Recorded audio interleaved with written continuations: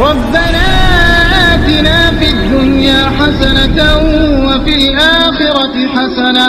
وقنا عذاب النار۔ اگر ہماری عبادت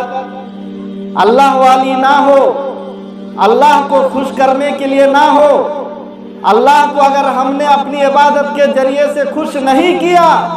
تو گویا ہماری عبادت قابل قبول نہیں ہے۔ اللہ تبارک و تعالیٰ نے ارشاد فرمایا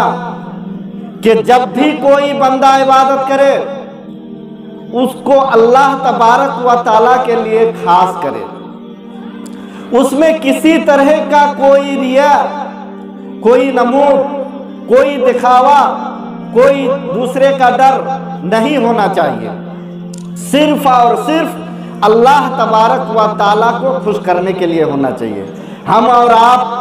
یہ ایک لفظ سنتے ہیں کہ یہ عبادت اخلاص کے ساتھ ہونی چاہیے۔ وہ اخلاص کیا ہے؟ وہی اخلاص ہے کہ اللہ تبارک و تعالیٰ کو راضی کیا جائے، یہی اخلاص ہے۔ اگر ہم نے اپنی عبادت کو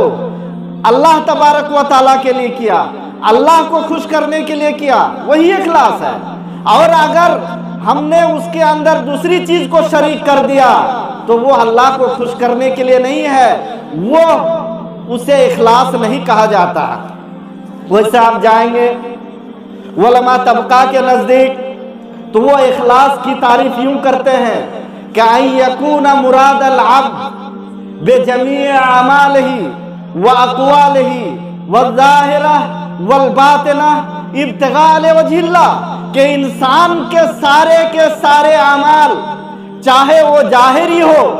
چاہے وہ باطنی ہو، چاہے وہ منہ سے ادا کرے، چاہے ہاتھ پیر کے ذریعے سے کرے، وہ صرف اور صرف اللہ تبارک و تعالیٰ کو خوش کرنے کے لیے ہونا چاہیے۔ لیکن حقیقت میں ہم اور آج جس طریقے سے اللہ تبارک و تعالیٰ کی عبادت کرتے ہیں نہیں سمجھ میں آتا ہے کہ ہم اللہ کو خوش کرنے کے لیے کر رہے ہیں یا گاؤں سماج کو دکھانے کے لیے کر رہے ہیں یا ماں باپ کے ڈر سے کر رہے ہیں یا معاشرے کے ڈر سے کر رہے ہیں۔ نماز میں سورہ یاد نہیں ہوتی ہے، کس سورہ سے کس سورے میں چلے جاتے ہیں، کتنی رکعت نماز پڑھتے ہیں وہ پتہ نہیں ہے، نماز میں جو سکون و اطمینان ہونا چاہیے وہ نہیں ہے، پتہ نہیں اس طرح کی یہ کون سی نماز ہے اور کون سی عبادت ہے۔ میرے اسلامی بھائیوں، اگر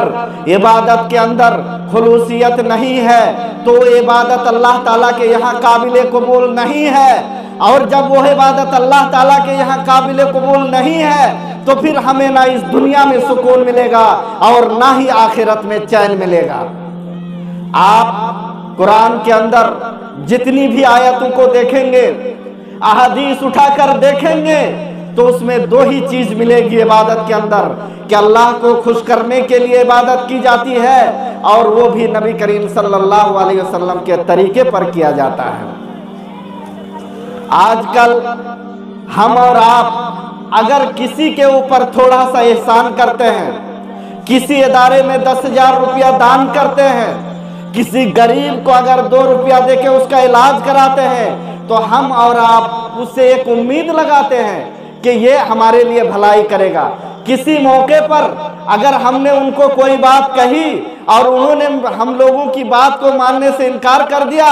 تو کیا بولتے ہیں کہ اس دن میں نے یہ کر کے یہ کیا لیکن آج بولا تو نہیں سنا۔ لا حول ولا قوت الا باللہ۔ قرآن کی آیت کو آپ دیکھیں کہ اللہ تبارک و تعالیٰ نے کیا ارشاد فرمایا کہ اگر انسان کسی کو کھانا کھلاتا ہے اور وہ اللہ تعالیٰ کی رضا اور رضا جوئی کے لیے کرتا ہے، اللہ تبارک و تعالیٰ کی خوشنودی کے لیے کرتا ہے، تو قیامت کے دن اللہ تبارک و تعالیٰ قیامت کی ہولناکیوں سے بچا کر رکھے گا۔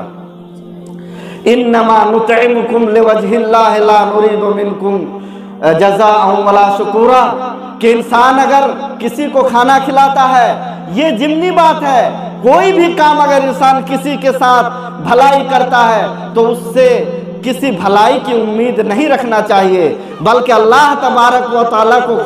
اللہ تبارک و تعالیٰ کی خوشنودی کے لیے کرنا چاہیے۔